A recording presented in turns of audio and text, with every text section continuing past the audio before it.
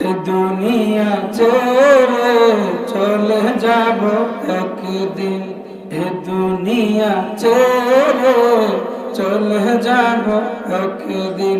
সবাই মৃত্যুকে স্মরণ করি আর এই গজলটাকে শুনি আর মৃত্যুকে স্মরণ করি, তাহলে কি হবে যে আমার মৃত্যুর ভয় আসবে আর জান্নাতের আশা আসবে, আর আমার ন্যায় আমল করতে মন চাইবে, গুনার কাজ ছাড়তে মন চাইবে।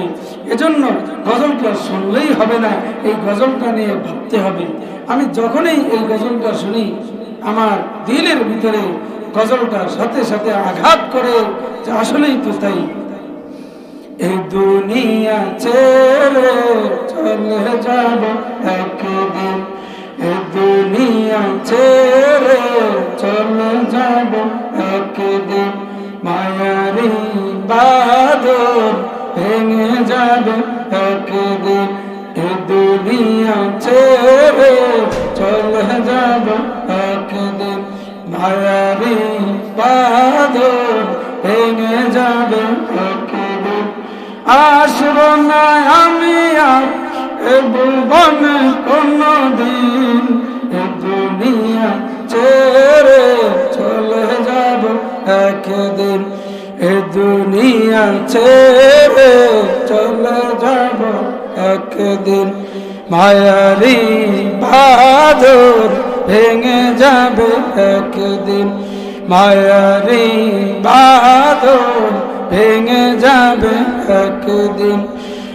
আসব না আমি আর এ ভুবনে কোনদিন, এ দুনিয়া ছেড়ে চলে যাব একদিন, এ দুনিয়া ছেড়ে চলে যাব একদিন। মায়ারি বাঁধন ভেঙে যাবে একদিন। আসব না আমি আর এ ভুবনে কোনদিন, এ দুনিয়া ছেড়ে চলে যাব একদিন, এ দুনিয়া ছেড়ে চলে যাব একদিন। এই যে বাড়ি গাড়ি পরে রবে সবই, এই যে বাড়ি গাড়ি পরে রবে সবই।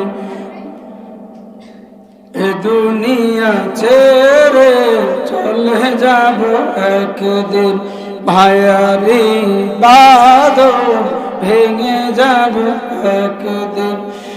আসব না আমি আর এ ভুবনে কোনদিন, এ দুনিয়া ছেড়ে চলে যাব একদিন, এ দুনিয়া ছেড়ে চলে যাব একদিন। বন্ধু ঠিক কিনা? এ দুনিয়া যেদিন ছেড়ে যাব আর কিন্তু এই পৃথিবীতে আর কোনোদিন ফিরে আসবো না। যদি ফিরে আসতো, কত নেতা এই দুনিয়ার জমিনে ফিরে আসতো, কত রাজা বাদশা এই দুনিয়ার জমিনে ফিরে আসতো, কত ভাই বেড়াদার এই দুনিয়ার জমিনে ফিরে আসতো। অর্থাৎ অতীতে কেউ আসতে পারে নাই। চিন্তা করে দেখো রে, তুমি আর আমিও আর জীবনে কোনোদিন ফিরে আসবো না। তাইলে কি হবে? মৃত্যুবরণ করব, কবরে তো যাব বাবা, কি নিয়ে কবরে যাইবা? একটু চিন্তা করে দেখো, ঠিক কিনা?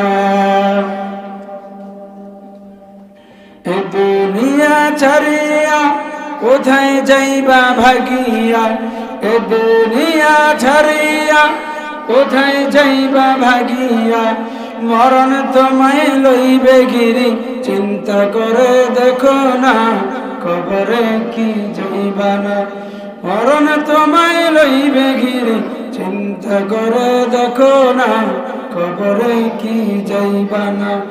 এ দুনিয়া ছাড়িয়া কোথায় যাইবা ভাগিয়া, এ দুনিয়া ছাড়িয়া কোথায় যাইবা ভাগিয়া।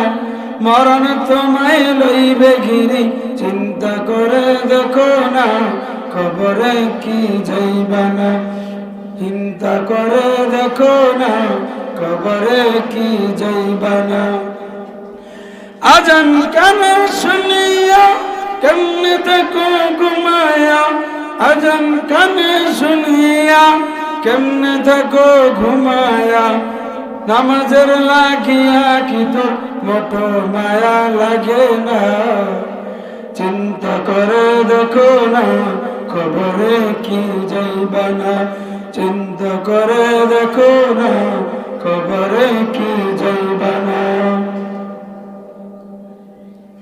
এজন্য দুনিয়া বেশি দিন থাকার জায়গা নয় আজ আছি কাল নাই একদিন না একদিন এই দুনিয়ার জমিন থেকে বিদায় নিয়ে চলে যেতে হবে ও ইমানদার আল্লাহর গোলাম আমি আপনাদের সামনে সূরাতুল আলার প্রথম আয়াত তেলাওয়াত করেছি আল্লাহ তাআলা ওই আয়াতের মধ্যে বলে সাব্বিহ ইসমা রাব্বিকাল আলা বলি আল্লাহু আকবার সাব্বিহ ইসমা রাব্বিকাল আলা আল্লাহ নিজে শিখিয়ে দেন ও দুনিয়ার মানুষেরা শুনো তোমার আলা রব কি বলেন আলা আলা মানে কি মহান আলা মানে মহান আমাদের রব কি বলেন মহান সবার চাইতে বড় কে আল্লাহ নাকি টাকাওয়ালা বড় না না বাড়িওয়ালা বড় না না গাড়িওয়ালা বড় না না কে বড় সবার চাইতে আল্লাহ বড় আল্লাহর চাইতে বড় এই দুনিয়ার জমিনে কেউ নেই ঠিক কিনা আল্লাহ তাআলা কোরআনে হাকিমের মধ্যে বলেন আল্লাহুল গনিয়্যু ওয়া আনতুমুল ফুকারা আল্লাহু আকবার আল্লাহ তাআলা কোরআনের মধ্যে বলেন ও দুনিয়ার মানুষেরা শোনো আজকে তুমি বাড়ির মালিক হইছো গাড়ির মালিক হইছো এর মানে তুমি বড় না তুমি বড় না আল্লাহ বলেন আনতুমুল ফুকারা তোমরা সবাই হইলা গরীব ফন্নির ঘরের ফন্নি ফকিরের বাচ্চা ফকির আল্লাহ বলেন ও বাড়িওয়ালা তুই বড় না ও গাড়িওয়ালা তুই বড় না ও শিল্পপতি তুই বড় না বড় হলাম আমি আল্লাহ এই শুনেন বড় কে আল্লাহ হ্যাঁ দুনিয়াতে আপনিও বড় হতে পারেন কেমনে বড় হবেন আপনি বড় হতে হলে নামাজি হয়ে আপনি বড় হতে পারবেন জিকিরওয়ালা হয়ে আপনি বড় হতে পারবেন এরপরে তাসবিহ তাহলিল করে আপনি বড় হতে পারবেন ও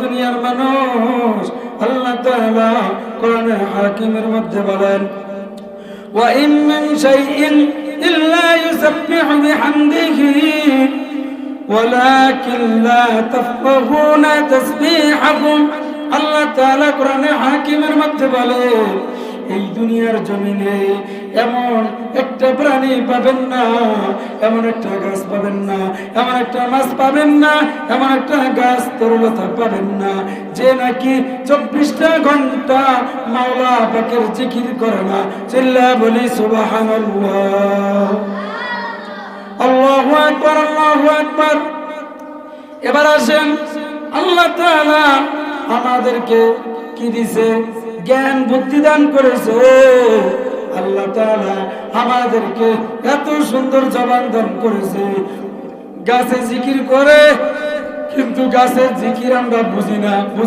না না মাছের জিকির করে মাছের জিকির আমরা বুঝি না গাছপালা তরুলতা জিকির করে কিন্তু আমরা তাদের জিকির বুঝি না দেখবেন যেই গাছটা নাকি জিকির করা বন্ধ হয়ে যায় ওই গাছ যেই গাছের দেখবেন পাতা শুকিয়ে যায় বুঝতে হবে ওই গাছের জিকির বন্ধ হয়ে গেছে ঠিক যদি ইমানদার মুসলমান জিকির করে তার ঈমান তাজা হইতে থাকে কি হয় বলেন ঈমান তাজা হয় ওয়াইজা তুলিয়াত আলাইহিম আয়াতুহু যাদাতুহুম ঈমানা ইযা যুকিরাল্লাহু ওয়াজিলাত কুলুবুহুম, কয় যখন বান্দা জিকির করে, কয় জিকির করার দ্বারা বান্দার দিলের মধ্যে প্রশান্তি চলে আসে।